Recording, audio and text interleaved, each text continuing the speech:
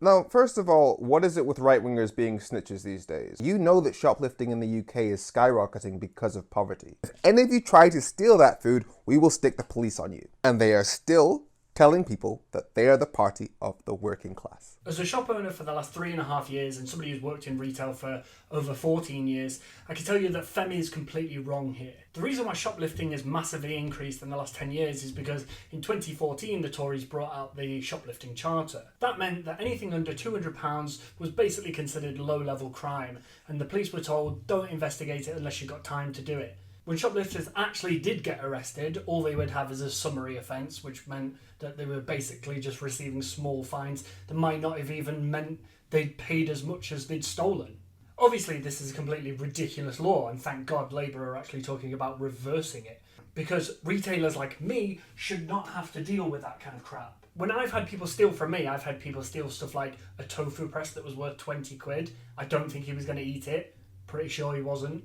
I had a guy who was asking me just last week what the highest alcohol percentage was on my wines and then tried to steal one right in front of me. I don't think he was going to be eating that. And I had a really scruffy looking dude come in and try and steal an eco-friendly bottle of shampoo just because it was in the one area of the shop that I couldn't see directly, but I knew he had stolen it and I stopped it. The problem is Femi talks about this issue as if he's any kind of authority on it, as if he's ever worked in retail for the length of time that I have. Maybe he has. Maybe he's just completely forgotten why all these people come in and steal stuff.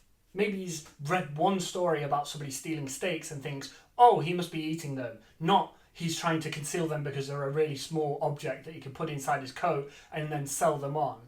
That is why people steal steaks. It's not because they're hungry. It's because by weight, they cost quite a lot of money and they can sell them on and use it for drug money.